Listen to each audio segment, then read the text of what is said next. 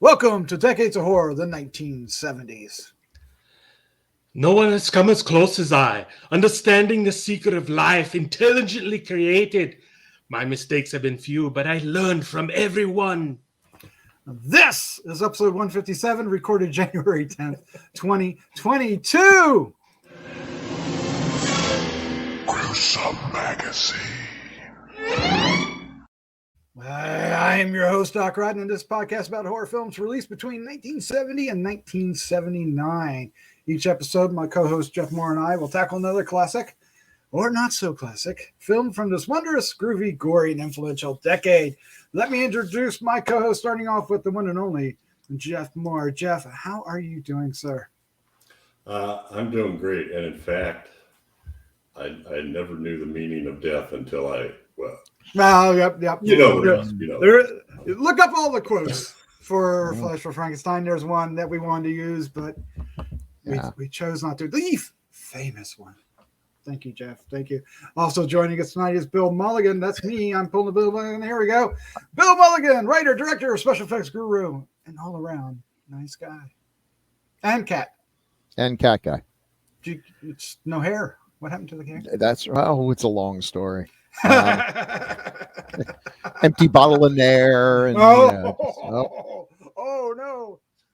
Good to be back, guys. Yep. Good. Also joining us tonight is Chad Hunt, comic book artist and co-host of Decades of Horror. Every one of them. The classic era of the 80s and the 70s. How you doing, sir? I'm good, man. I felt like we were watching a movie about stuffing animals at first. Not like a how-to video, but boy, was I surprised. You were surprised. I'm still surprised. There's huge surprises. Yeah. Yes, we are doing. So I just want to say how excited I am. We're doing Flesh for Frankenstein, 1973. It's also known as Andy Warhol's Frankenstein. It's one of the two famous or infamous films he produced in the 70s, both directed by the Paul Morrissey, right? And Udo Kier starring in both of them. It's I've long for some reason I have wanted to see this movie. Now that I've seen it, for some reason, I'm like, why did I? This is very much a 1970s horror film. Oh yeah, and this is going to be such a great discussion. So yeah, we're doing Flesh for Frankenstein, 1973, and I can't wait to our roundtable. Of course, it was my choice, so so I'm going to do something unusual, and I'm going to start this off. I think I just said I haven't seen this until this week. It is on Shudder, and I was able to watch it, and it's a truly an experience. But I have long wanted to watch it because of these stories and photographs in Famous Monsters of Filmland, right? And they would, and that's when I was getting Famous Monsters, was right about the time these were coming out. So there was no way I was ever going to see it. It came out. It was originally X. Now it's just soft R, but or hard R, soft corn R. I don't know. Soft corn dog. Soft corn, not porn, but corn. That's a different channel. So it kind of had this. I don't know, how do you explain it, Bill? Mystique. It's kind of like Mystique. It's that film that is you're not able to see this. It's kind of Dawn of the Dead in a way, right? Because Dawn of the Dead I couldn't go see either, and it kind of had just elevated it. It's taboo, you can't see it, and so I am so thrilled that we're doing this. I'm excited and happy, but that doesn't mean I like the movie. But maybe it does. I don't know. We'll get into that here shortly. Let's find out about the rest of the crew, starting off with Bill Mulligan, sir. When did you first see Flesh for Frankenstein, and what was your first impression? I'm thinking this would have been... Question? Oh, yes. Did you skip the slide, or you're not going to do it? I'll do it here in a second. Go ahead, Bill. Thank you, Jeff. You just slap it over my face. I saw this somewhere around 79 or 80. There was another wave of 3D films that came out at that time. And they revived some of the other ones that had come out earlier, and including this one. So I saw it in St. Louis at a repertoire theater There was a second 3D feature with it. It wasn't Blood for Dracula because that wasn't in 3D. There was something else that went with it, and it was so much fun in 3D. The audience was really enjoying it. It was a weird film. I mean, I just got into college, and now I'm watching these strange Euro movies with their weirdness. So I enjoyed it. I mean, watching it now, it's got a great beginning, and it's got an awesome last 10 minutes. And there's a long slog in the middle where it's a lot of people yapping at each other about stuff.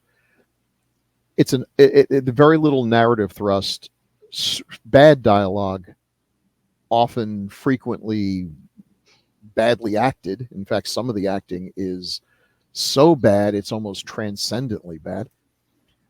But it's got Udo Kier, who's amazing, who's like literally one of my favorite Frankensteins ever, Dr. Frankenstein.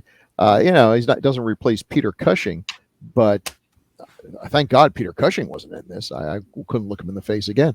He's amazing in this, and this is just a weird film. It is so weird. It's a blast in 3D, and apparently now they've released it on DVD in a Vinegar Syndrome high definition Blu-ray, and you can see it either anaglyph with the blue-green, the blue-red, which is fine, but that's not my favorite way of seeing 3D, or I think the original Space Vision, where you can watch it if you have the right kind of TV, you can watch it in 3D in color. Definitely the way to see it. It's always weird watching a 3D movie that's not in 3D. It gives itself away pretty often. Even everything is set up. All the it's choreographed in a way that emphasizes things in the front and things in the back, and every now and then, for no good reason, someone will like, would you like some cheese? And they hold it right out to the camera. And of course, in 3D, there was a cheese ball right in front of my face. So those things, when you know it's a 3D movie, it's like, why are we showing bats constantly going at the thing, or or spider, or yeah, guts. So I mean, long story short, this is one of those movies. Would I recommend it? Very much depends on the person I'm talking to. For some folks, I'm like, oh, you got to see this. You got to see Andy Warhol's Frankenstein.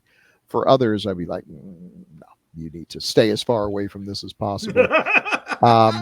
It's a comedy. I'm sure it was meant to be a comedy, and it's pretty funny. The audience I saw it with, we had a great time laughing at it. But it's a kind of comedy they don't make anymore. It is a 70s movie, a 70s European movie through and through. Oh, it's Euro trash. It's Euro trash. Glorious Euro trash. All right, like Jeff said, I forgot to do the card, so let's do that real quick. Flesh for Frankenstein, 1973, directed by Paul Morrissey. Other credits are Antonio Margheriti, but depending on which where you get the source, they argue that. But it's written by Paul Morrissey, of course, based on the novel by Mary Shelley. This is correct me if I'm loosely. Correct me if I'm wrong, Bill, but this is like shortly after Frankenstein became public domain. I would think Frankenstein became public domain pretty early on. Did it? Okay. Because it just seemed like there was a huge influx of Dracula and Frankenstein in the late 60s and 70s. Yeah. It was released. The cast includes Udo Kier, Monique Van Voren, Arno Jurgen, and Joe D'Alessandro. D'Alessandro. Release date March 17th, 1974 in the U.S. Also known as Andy Warhol's Frankenstein. The box office, holy cow, 4.7 million in rentals in North America. Gross 7 million, according to the LA Times.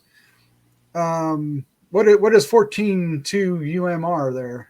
That's Ultimate Movie Rankings said 14.2 million. All right.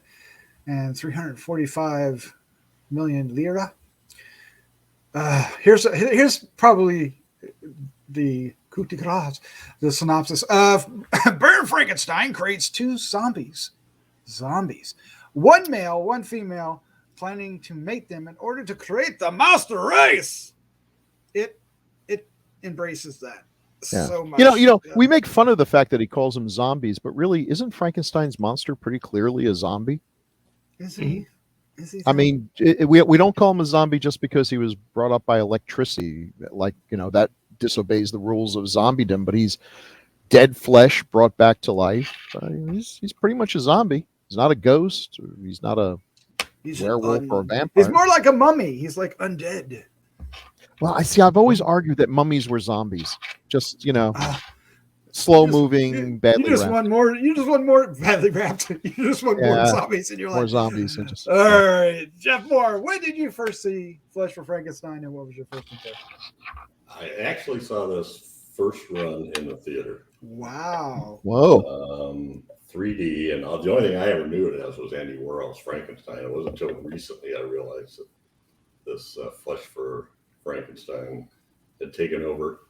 The weird thing, and it was X-rated, and the weird thing is, what I remember about it isn't all the nudity.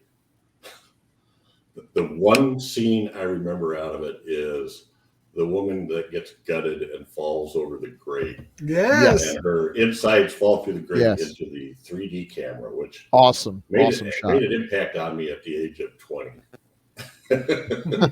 So maybe it shouldn't have. I don't know. And I believe that's probably the first time I saw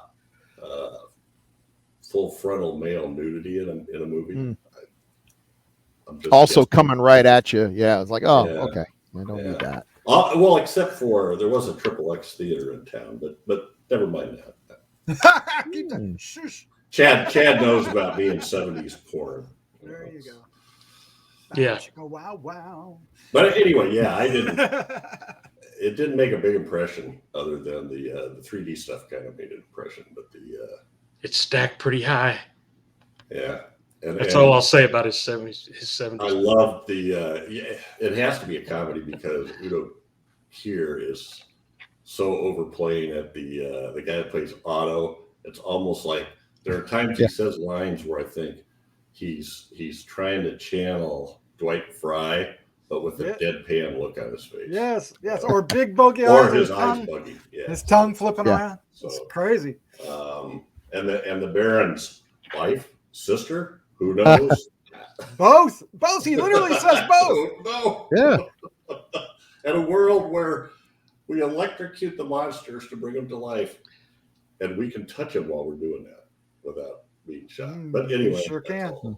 Well, when he tells everybody his wife is everything, he's not lying. Yeah, no kidding. So anyway, it's a fun watch if you take it with a. Can't think of a phrase that won't sound. I'd say 50% of the lines have double entendres to it. You think? They're just. I have to get inside her to know life. Mm-hmm. Yep, and he does, but not the way you would think. With glorious sound effects. Oh my God! Yes, this is crazy. All right. I love that. Hug me tighter. Oh, that's Yeah. Crunch. Oh man, Chad. Oh my God. When did you first see Flesh for Frankenstein, and what was your first impression? I saw it sometime mid 80s or so, I think. And I hated this movie, but I don't think I got it. I don't think I got that it was a comedy. I just thought this is the dumbest dialogue I've ever heard, and like nobody can act in it. And I'd seen Udo Kier at this point in other movies, and I was like, "What's going on around here?" I was confused, so I kind of pitched it away and haven't seen it again until yesterday. So, well, and I'm still not sure I know what's going on in it. I understand some of the things in it. So I gave up on this movie a long time ago, ladies and gentlemen. But seeing it now, I feel like I had already seen at that point. I think Young Frankenstein, and I think Rocky Horror. I think by that time too, I'd seen both of those, which are both comedies, and but I still wasn't able to pick up on if this was a comedy or not, or just a really badly made film, or written and acted film. And I don't know. I have no idea. I just all that for nothing. But All that for nothing. it's just one I can't figure out. I can't figure it out. Well, it is a very unique film in tone and presentation, because it sometimes it looks like it's shot like a play, very straightforward. I guess that's the 3D limitations. And then other times it gets rather adventurous with the camera panning or something. It's bizarre. And like you said, Udo Kier's performance is unique and something to behold. It's quite possibly one of the top 3 reasons to watch this movie. The effects. Oh yeah. Oh, the effects absolutely. by Carlo Rambaldi. Good effects. They're good. They're practical. And they're not necessarily logical. I mean, I've always been a big fan of that kind of aesthetic, that if someone gets ripped open, stuff falls out. And it doesn't actually have to be stuff that would be inside your body. It just has to be gushy and messy and red. And I mean, when the monster tears himself open, I don't know what the hell fell out of him. They certainly weren't human organs, but you know what? It looked good. It looked good. It got the point across. And the blood is very much Hammer horror blood. That makes Hammer look like black and white. I mean, good God, that stuff is saturated. Oh my God! And it lingers on a lot of the effects too. Mm-hmm. And like when the thing goes through Baron Frankenstein, and he has full dialogue after. He's like, I'll tell you, man. I was like, die. I was like, how long is this guy going to take? And he dies. It might be the most brilliant, spectacular, goofy death ever. And you can only imagine in 3D when that thing is right in front of your face. Right. While you can't focus on what this guy's saying because you got his gallbladder or something stabbing you right in the face. Probably is his gallbladder giving the dialogue. And they had to have it there for a long. I mean, that's what the people paid to get in to see most of 3D. Yeah. So they had to kind of linger. So they probably wrote all that dialogue trying to fill in. It's actually sounded like a shot when they show the. Looking forward, and we see the 3 bodies laying kind of on top of each other, and the Baron sort of propped up on this spear sticking out of him, and the 2 kids standing. I don't know. I thought that was kind of a cool shot. And that kind of goes to that Grand Guignol tradition. I'm sure I mangled the pronunciation of that, where these plays that have a high body count, and or like Shakespeare's Titus Andronicus, where everyone's dead at the end. I mean, there's just a stack of bodies there. It's great. I love the ending. Yeah, say the opening and the ending. If you could edit this movie to about 45 minutes of highlights, you'd have a pretty nifty. I don't know what you call a 45-minute movie. It's not a short and it's not a feature length. It's television episode. Yes. Something. I mean, it's not much longer than that, right? It's only, what is it, an hour and 35. a half or hour 35? Yeah, 95. It certainly has its moments, and when it has its moments, it's a film of great moments. Yeah. But the story itself is like thin, if even there. Thin. And like you said, they're so confusing. His wife or sister is referred as both, even by him at the end with that big dialogue. Yeah. Mm-hmm. And it's like, okay, what's going on here? Did they do 2 dialogues in case? That didn't bother me. I felt like these people sort of consider themselves like Targaryens or pharaohs, where of course they would not want to pollute the gene line by cavorting with the common folk that they regard as little more than beasts of burden. So they're going to have to be with each other in the resulting genetic inferiority. That kind of made sense. Here's the reason I have a lot of affection for this movie. So I'm in college, and there's 2 things that I really liked: girls and movies. And I would, so I would try to go with girls to movies, figuring that's a good use of my limited time, kill 2 birds with 1 stone. But I've always liked smart girls, and smart girls back in the 70s would go to see this horrifying Euro trash stuff where it's just a bunch of people talking over the dinner table about the proletariat and the bourgeois, and oh my God. So this one kind of had some of that class struggle and everything. But it also had 3D and lots of gushy stuff and monsters and things. So to me, this is about as good as it was going to get. It was a way we could, after it was over, we could discuss, boy, that really really made you think about the class struggle of people in Europe. I couldn't care less. But it, you know, I had to sit through some movies. It had it Yeah. in there. And They need 70s, more like this. 70s Bush had that in there too. Wow, yeah. What was that, a detective show? Yeah. Yes. It actually listed that on Quinn the, Martin production. Oh man. Wow. They actually list pubic hairs as some of the objectionable stuff in the IMDb. Oh, that's objectionable. Not the 5 minutes of armpit slurping. Public nudity. What is the armpit slipping? Pubic hair. Whoa, male I don't know. nudity, male I didn't frontal even nudity. know that was something that skeeved me out until I had to I watch it. I was like, know. oh, there we go. She What was went that? right up. She went into his armpit and just slurped for like 5 minutes. yes. It was like, Yeah. what is I that? don't know why that bothers me. We're probably going to get That's letters not from a people. You know, the society. human armpit is a beautiful, magnificent creation of nature. It's like, yeah, whatever. Okay. Not to me, it Well, isn't. Yeah. She did. She should say we got indoor plumbing. Make sure you take a shower. Oh, Yeah. God. Yes. That is was the it. truest statement in that movie, or any Every day. movie, really. You know. Every day. But you know, I was talking about it. Sometimes it feels like it's a stage play, and especially when it's in the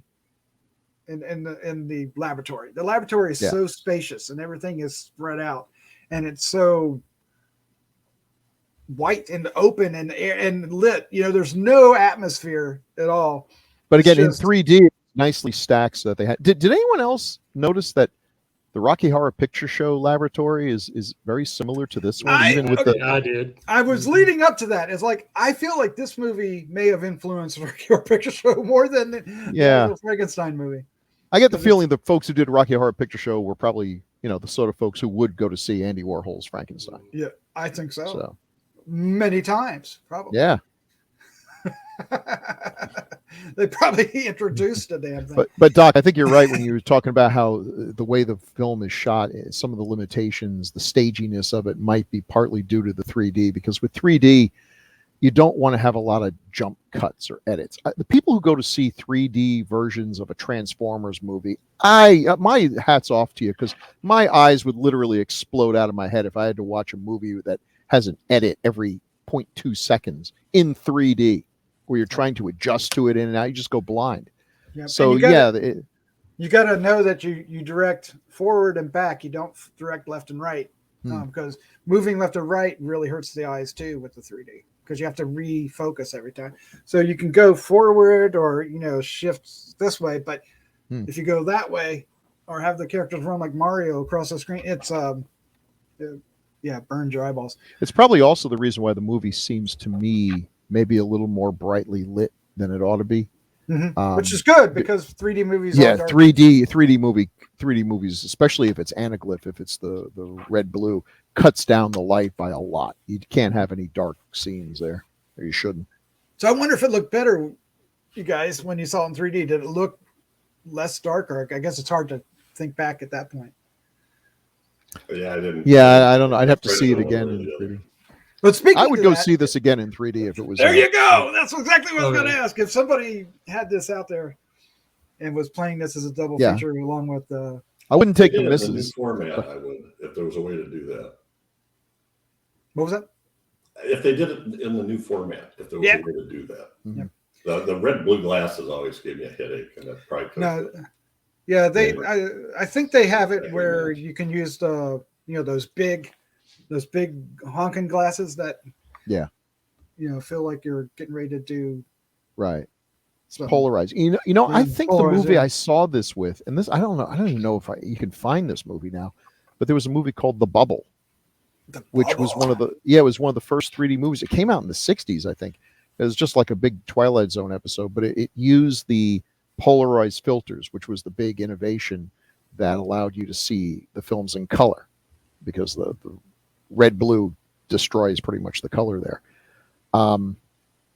There was a lot of movies came out, a lot of 3D movies came out, but this was definitely the one that I think I remember the most.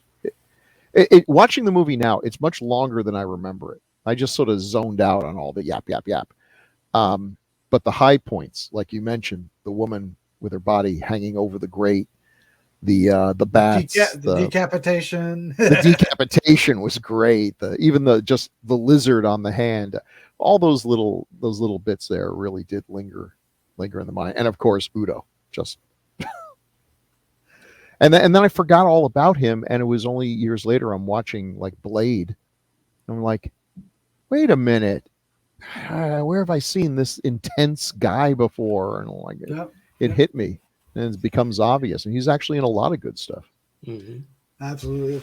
Before we start going through like the cast and everything, one last thing I want to say that impressed me about this film is it's very subtle. I don't think many people will really catch it, but the character that ends up playing the Frankenstein monster, right? This guy, he's not presented as being a very tall fellow at the beginning, right? They showed him like on the same height or even shorter than his New York friend, the guy with the New York accent. But when he becomes the Frankenstein monster, he's actually tall, and he doesn't have boots, and he's just literally that tall. So I thought they did a real good job of making that to give the illusion that he's different. Mm-hmm. Yeah, they did a good job. It's too bad they didn't do a good job teaching him how to act. Although you know what, it works. It actually works. He's such a blank slate from the get-go that there's something almost kind of like a mournful quality to him at the end. You know, he's a genuinely tragic Frankenstein monster. Yeah. But I think that's completely accidental because the man can't act a lick. He's forced to love women, and it's obvious that is not the right track for him. I just said to him, okay, in this scene where Frankenstein is telling the woman zombie, kiss him again, kiss him, and Otto's like looking down to see. I know they're waiting for it to come up, and there's no flag, there's no. Okay, we'll put the duct tape When we were watching this, the audience, every time he did that and they looked down, we all just in unison yelled out, "Nothing." And he did it again. We were kind of Rocky Horroring this movie. You certainly could. Oh my God, you certainly could. All right, the posters. Let's take a look at the posters. This is the 3D one. That got me to the theater. Yeah. And I think they just call it Frankenstein 3D here, right? Yeah. Yes. And of course, you've got the Frankenstein. I think most people recognize that. Mm-hmm. The one on the bottom, the stitches. That's how I saw it. The one on top looks like a Hammer movie. Actually, that looks like a Hammer. It does, doesn't it? Yeah. And I wonder if because it said in the States it was released as Flesh for Frankenstein, but I wonder if the poster. I never saw it as that. I wonder if they just. It was always Andy Warhol's Frankenstein. Yeah, that's how I always have known it as that. Even when people are talking about it casually, Andy Warhol's Frankenstein. It's not Frankenstein by Paul Morrissey. It's matter of fact the same for Dracula too, right? Andy Warhol's Dracula, but does it have another title or is it just that? Blood for Dracula. Blood. That's what I was thinking. Blood for Dracula, right? So, which goes well with Flesh for Frankenstein. Yeah, it does, doesn't it? Well, maybe we'll talk about that someday. And what Alpo for the werewolf? They would have been. Oh my God! Aren't you? Gravy train for the werewolf. Fur coat for the werewolf. All right, we were talking about Udo Kier, so we got. This is a great look for him. Yeah, it is. He's so intense. But yeah, I remember seeing the pictures of him. I was like, it was just like you can't forget his face, right? And the way he looks, it's almost remarkable. Reptilian. And okay, so when he loses his hand. There's the shot of his face. Funny. Oh my God! His face is just amazing, and he does that throughout his career. I mean, literally, it's one of my favorite scenes. I think in movies that Frankenstein trying to put the hand back on, and then when that doesn't work, he just throws a hissy fit, and then throws the hand at the guy. And like, oh my God, that's so funny. Oh, it was hilarious.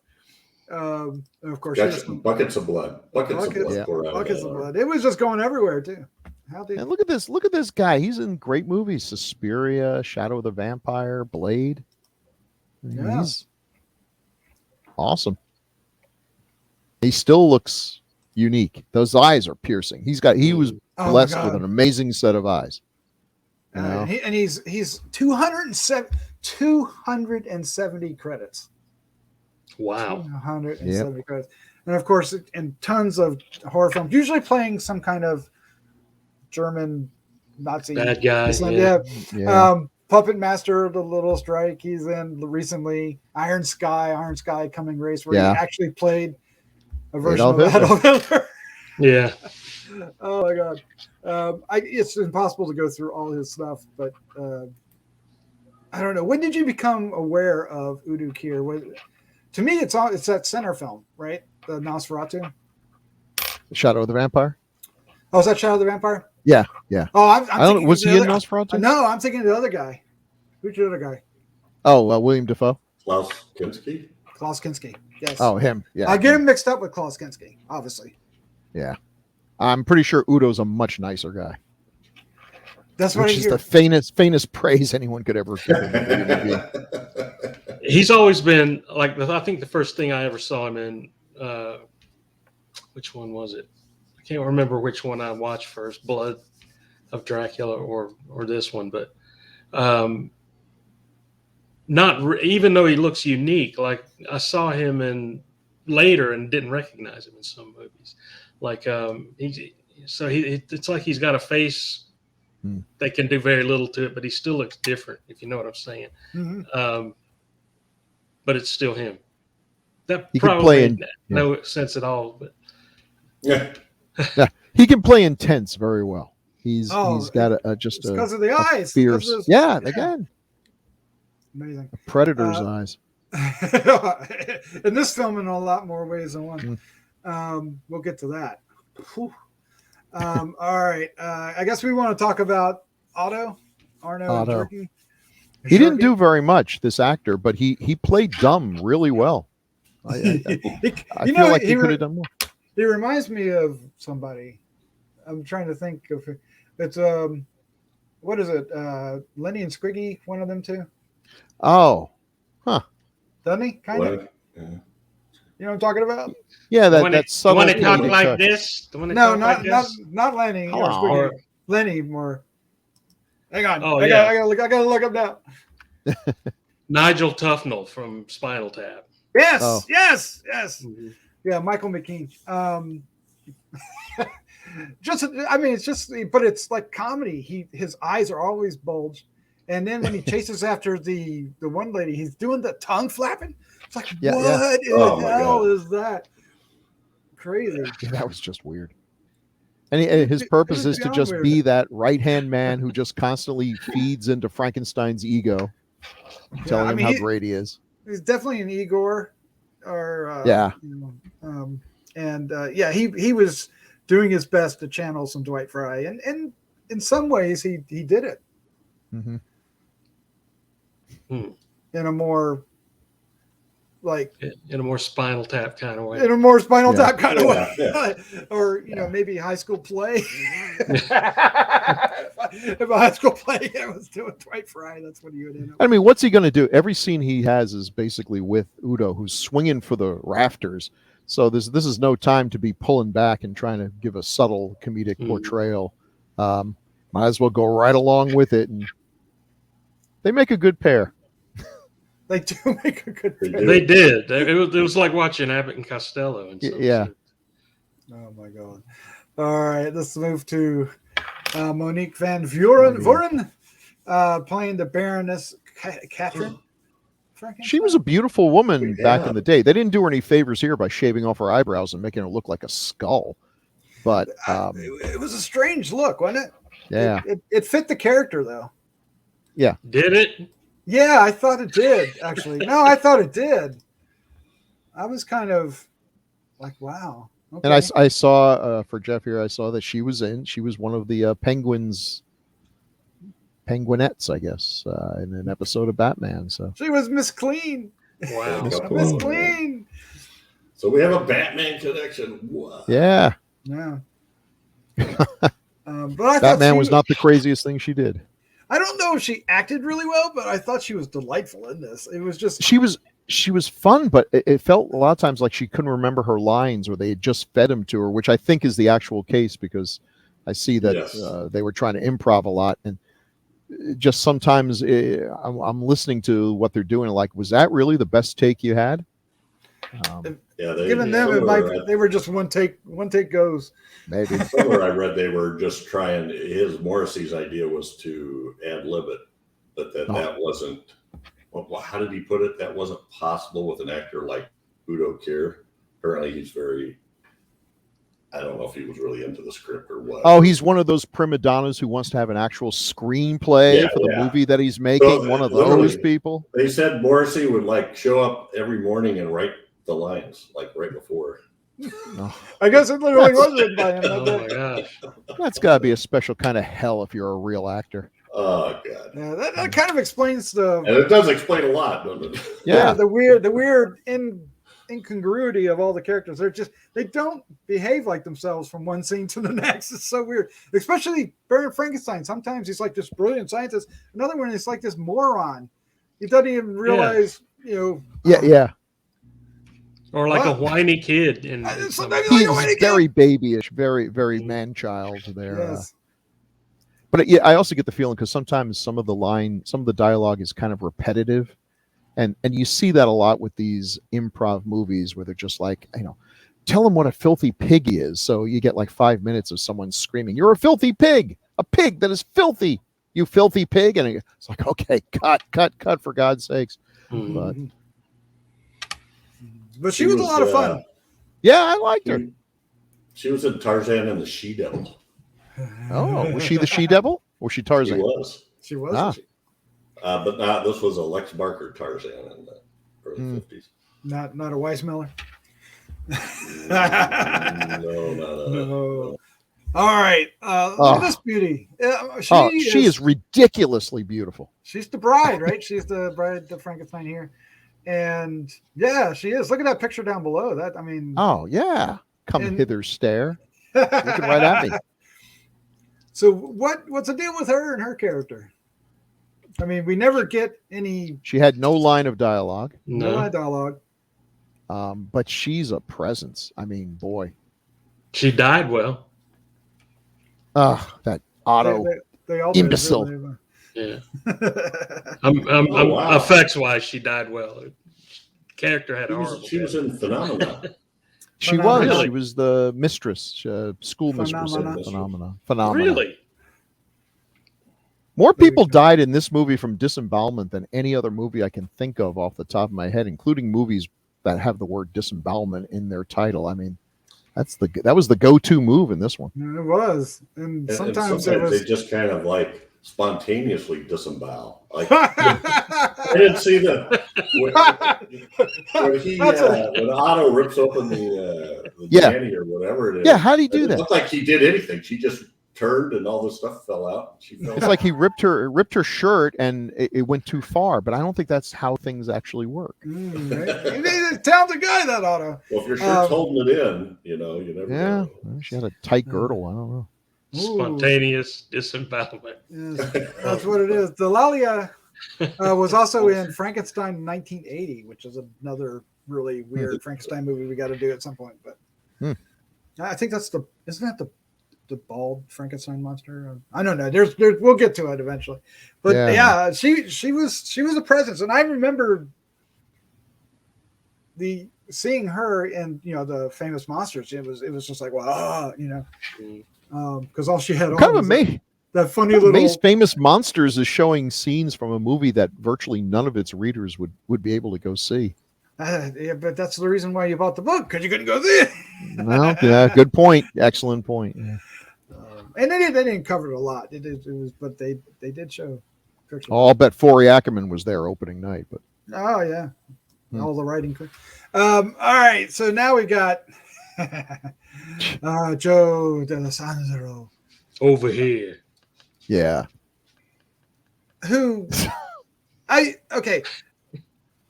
So when he's at this point, he's hanging. There's a couple. There's a couple shots of him where he's hanging up, and it's at the end of the film, and all this stuff is happening around him, including the very finale, and he doesn't say a word.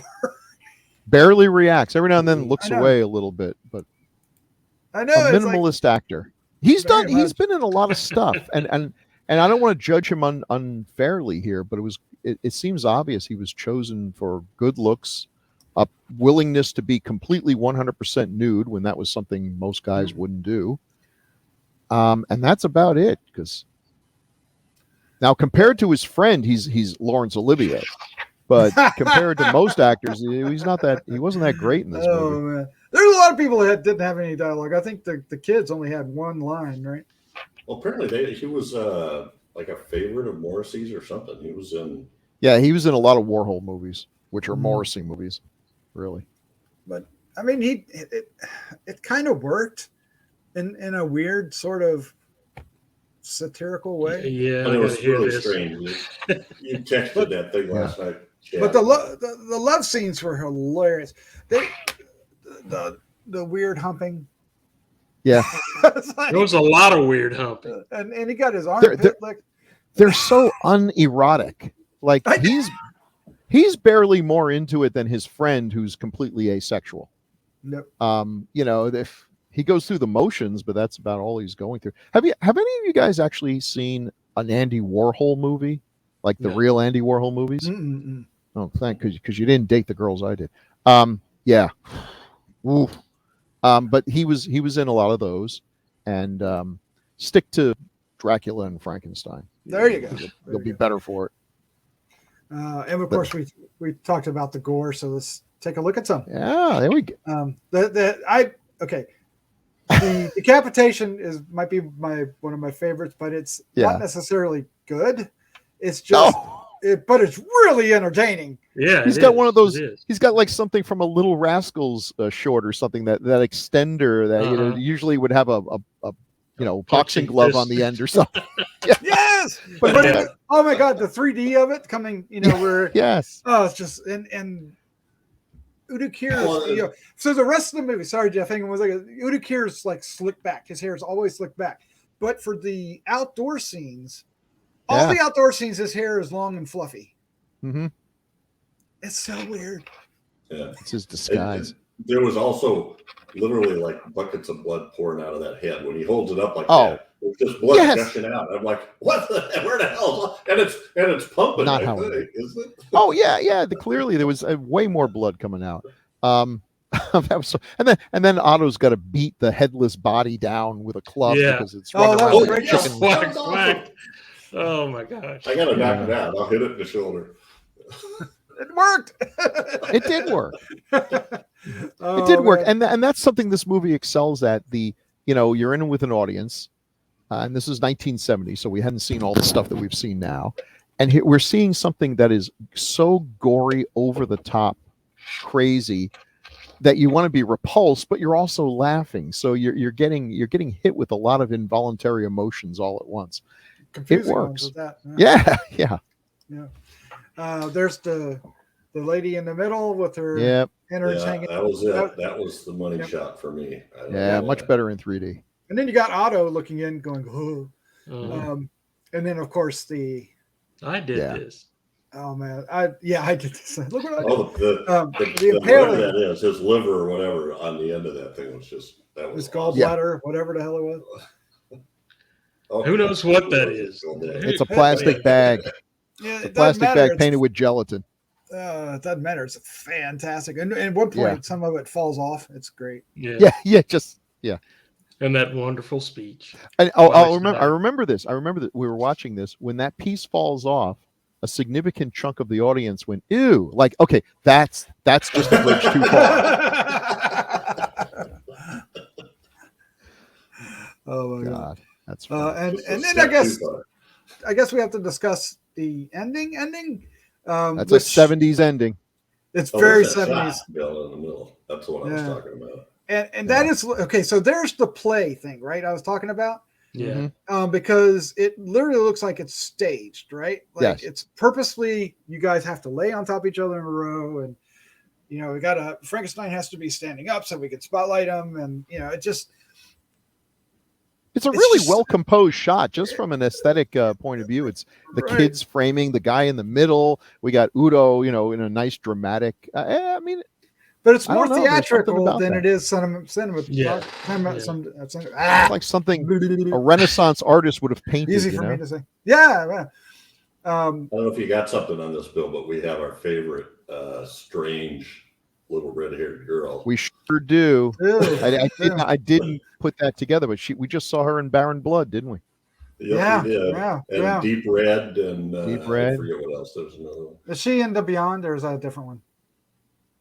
That's a different one, I think. I think that's a different one, but yeah, you're right. She's similar. I like to see an interview with this little girl because she had an interesting childhood. It had to warp her a little bit because wow, Nicoletta Elmi. man, because that She was in movies she would not be allowed to go see. I know. Years after they made them, she still couldn't see them. Oh my god. Okay, there's one scene we have to Bay talk of about. Blood, that was the other one, yeah. Bay of Yeah. Blood. Oh, that's right. Bay of Blood. Yes. So we The have to boy talk was about, not in very much. But go ahead. Sorry. I can see that. We do have to talk about I guess it's more necrophilia than rape, or is it? It looked like necrophilia. Right. And It had the look and feel of necrophilia. But she opened her eyes, and she So definitely is didn't it- consent. but he also stuck his hand down in her innards, Yeah. and of course before that he was like Yeah. he was in there counting off the different body parts, and he was like orgasming in his pants. Enjoying himself way too much. Liver. I know. I was like, what am I watching? I mean, look, this movie, if people haven't figured it out by now, this movie's in terrible taste. Oh, and But- it's the perviest Frankenstein you'll ever see. Well, It maybe is. not, But it you is a know, pervy when you think about, when you look at especially the Hammer films on up, there were always those scenes where they were gratuitous about the body parts and everything. And when it's Peter Cushing, it's not quite as pervy and skeevy as it is here. But this is really just kind of ramping it up a little.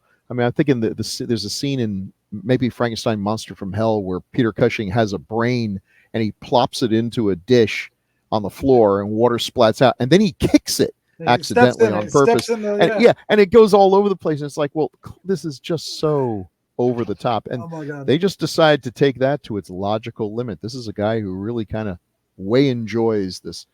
Okay, off on a tangent for a minute. You're Frankenstein, okay? You have figured out a way to raise the dead. There are not enough Nobel Prizes on Earth for what you would get from this. Why do you have to take it a completely unnecessary step of saying, I'm not only going to bring a dead person to life, I'm going to make it a dead person who's made up of different parts that I've put together. Completely unnecessary. You tell me you've figured out how to raise the dead. I'm like, oh my God, this is great. And you're like, oh, wait, it gets better. I sewed a different hand onto it. Like, yeah, that doesn't really make it better. Just shut up. You had me at raise the dead. You got to have the perfect awesome. Yeah. The perfect nozzle.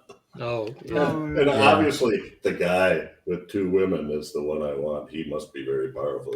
Very powerful. Very powerful. And that and the perfect Nazem. And look at that Nazem. Yeah.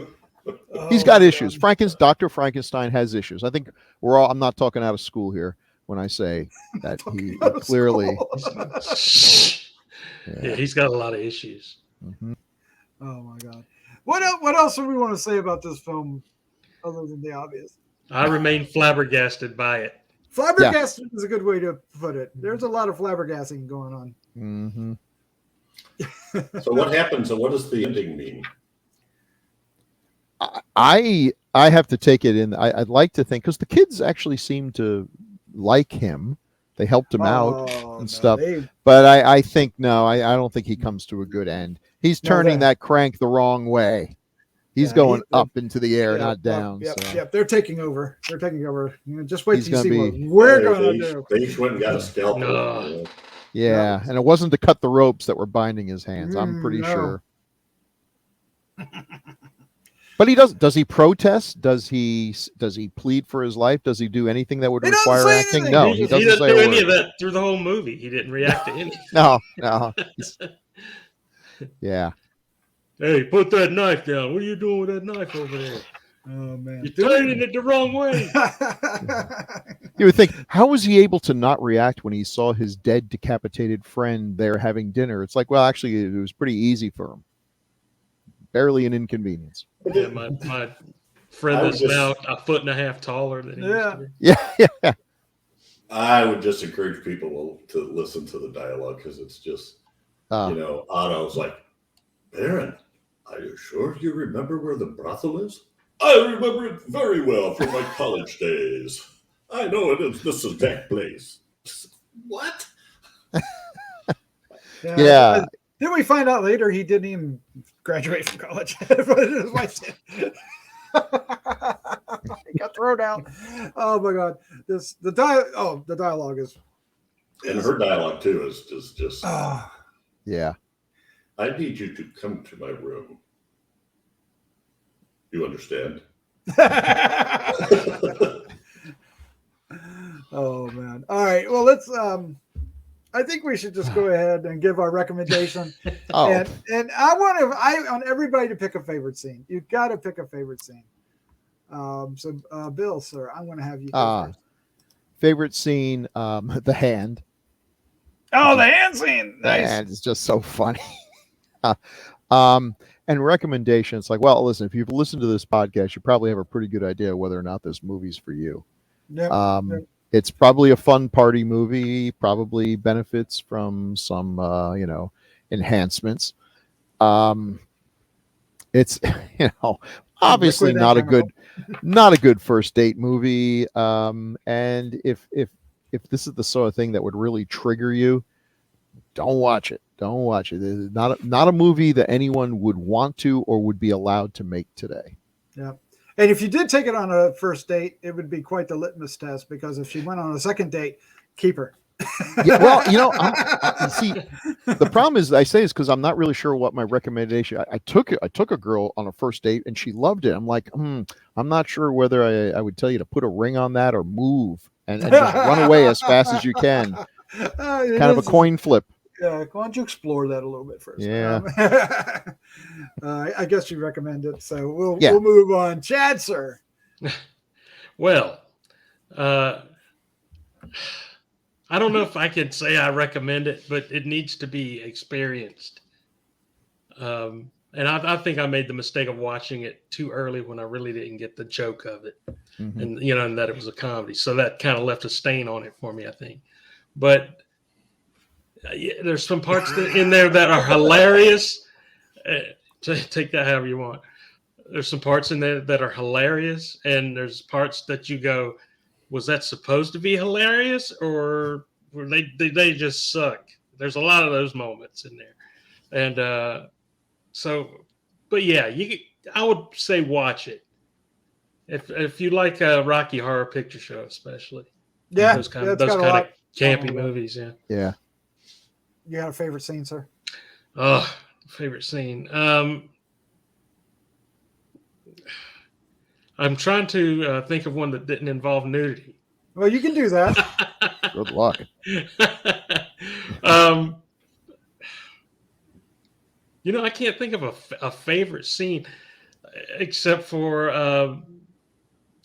it was. I remember liking the part where the girl was in the tank. And what a nice shot that was, and I said, and that's one of the first things that says, oh, okay, here we go, this is going to be cool, and but I thought that was a cool shot, and I like that. That's what stood out for me anyway. Didn't follow that up with anything, huh? All right, Chef, sir, you're up next. What's your recommendation? Favorite scene? It just hit me. I was wondering if the filmmakers that made the autopsy of Jane Doe saw this. Anyway, favorite scene. I guess I got to go with the innards down the grating, but one of the things that I really enjoyed was the stitching. The sutures. The unstitching. There's a scene where he's going to open her up for his. To no death activity, I guess, but he down there and he's clipping the stitches in this gnarly scar that I suppose Carlo Ribaldi did. Clipped one stitch by one stitch, and then every so often he looks at Otto, and Otto blots the blood with a little cotton swab. Then he comes along and just starts cutting right into the skin. right after that. And I, for some reason, I just was dying laughing. I just thought, what? I mean, what other movie have you seen where they do that? First, they went to that much detail. Then there was another scene where I think they were sewing an arm on, and it was just kind of like, each stitch was like an inch apart, and then they pull it and all done. That'll work. Anyway, because everything just kind of fit together perfect, right? Lots of gore, lots of nudity, a lot of perversions. So if you could stand that and think of it in sort of a campy, weird Andy Warhol trying to screw with sexuality time of the history. Yeah, I don't know. I don't even understand. Lost my own train of thought. Oh my God. See it if you want. If you don't, hey, what the hell? What the hell? I'm going to say, Jeff, I'm going to say that if you're watching or listening to this podcast and you're interested in the 70s, you've got to see this movie. You're already interested in it. You want to know about the 70s films, or you want to relive the 70s films. This needs to be on your list. You've got to experience this movie.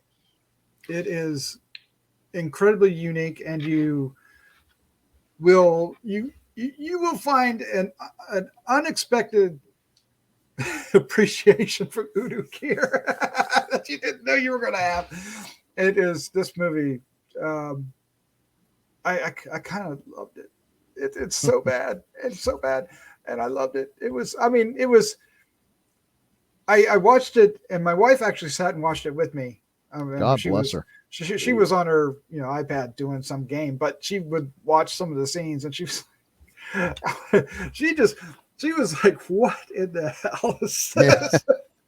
And we would just laugh at all the sex scenes when they come up because they're so goofy and weird, and their positionings are like, I'm pretty sure that did not come out of the book. I don't know where that came off of a stall or something. I don't know what that was weird on licking the armpits. I got to recommend this movie. If you're watching this and you're of age, very important. It's on Shudder. Go watch it. And if you just become of age, still wait a little bit longer. No, go ahead. Go ahead. It'll ruin you forever. Hey, Doc, there was one thing I meant to mention. I thought this had a really good musical soundtrack, like way better than I would expect a movie like this to have. Yeah. I mean, some of it was Wagner. Yeah, it wasn't offensive, right? So yeah. And sometimes that can be really bad in a movie like this. I mean, I could see buying this soundtrack and putting it on and letting people think that I'm, some suave sophisticate listening to classical music. It's like Flesh for Frankenstein. Yeah. Wow. My favorite scene. Can I go with the decapitation, or should I go with Frankenstein's demise? Either one. You pick. They're both wonderful. I'm going to go with the demise of Frankenstein just because he has this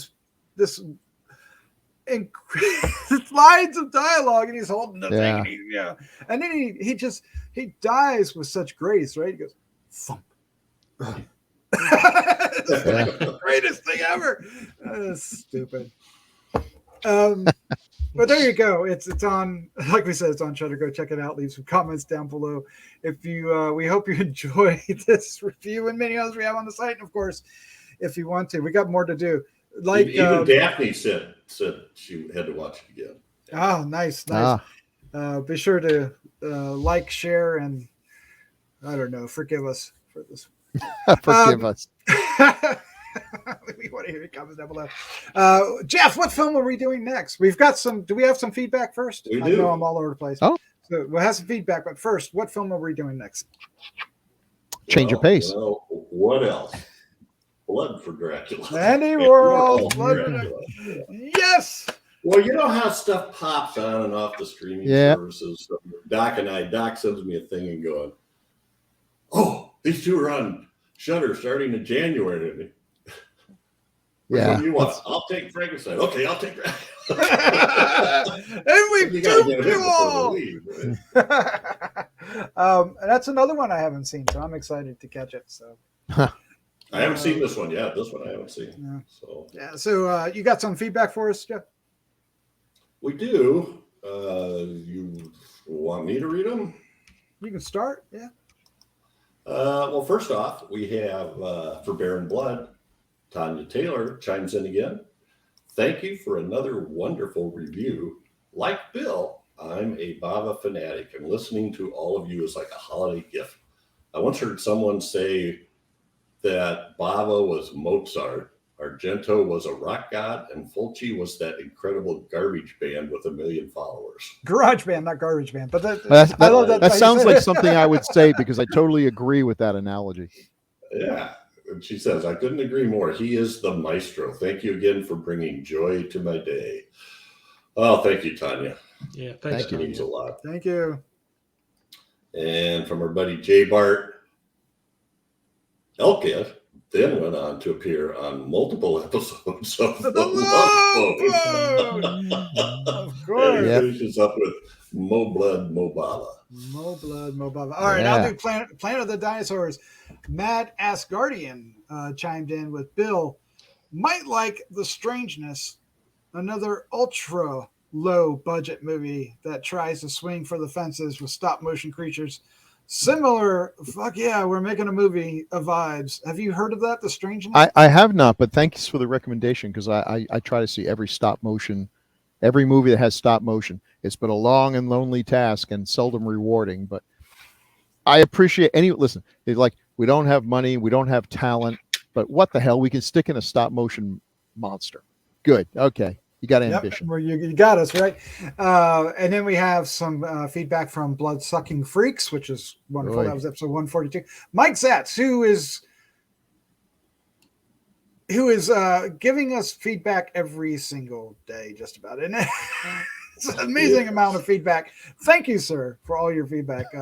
We could actually have an hour-long episode of just your feedback. We'll see if we can get to that. But this is just watched your episode 142, Blood Sucking Freaks, and I have one question. Why was this made? Good question. Oh my God, that's good question. Oh man, I saw this film back in the late 80s on the gray market VHS tape that was made to look like it was shot through a pasta strainer after it was dipped in quicksand.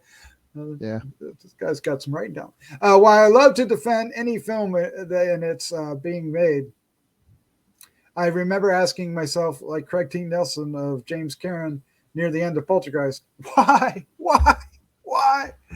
Oh, if I could give an award to one of you guys for bravery, it would be Chad T. Kirk for, I believe, as Doc stated, took you where no man has gone before. Now that I think about it, Star Trek V is cinema gold compared to the torture of blood-sucking freaks. I see no redeeming value to this film other than being a cautionary tale. And as I mentioned in the classic podcast for 2000 Maniacs, better than that HGL piece of Drek. Oh, yes. Wow. Some people might say those were fire words. But knowing Lloyd Kaufman was involved, I'm now not really surprised it was filmed as it was. What I love about the art form of motion pictures, as with any art form, there will be Picasso, Mozart, and others, and then pure awful, such as Bloodsucking Freaks, Demon Witch Child, and any Herschel Gordon Lewis. Wow. He doesn't like HGL. No. You guys should be thankful for your combined cast iron constitutions having to deal with films of this ilk. Keep up the excellent work advising your fans of your garbage that haunted cinema screens in the days of yore and beyond. P.S. I am so proud of myself for not using one cuss word and describing my disdain for the insert explicative here. That is Blood-Sucking Freaks. Well, almost. Oh, my God. Well, stop beating around the bush, sir, and just tell us how you really feel. I don't know. What are you trying to say, Mike? What are you trying to say? Thank you for the feedback. That was delightful. Yeah, I can't argue with most of those points. Although I like Herschel Gordon Lewis. I met Herschel Gordon Lewis, and that colored me watching his films. Yeah, once you meet him, and he's like he was a very friendly, sweet guy and intelligent and everything. And then I'm watching the movies, and it's like, oh, this is awful. But Herschel seemed like a nice guy. So, yeah. But watching him cold. I mean, he had a vision. He saw through the vision, and he delivered what his vision promised. Just with quality. I kind of admire the fact that he made movies for decades and never got any better at it. His last movie is about as well made as his first, and that's interesting. So he didn't get worse. He didn't get better. He just plateaued early. Well, was it Theodore Sturgeon said 90% of everything is direct, to use it. Yeah.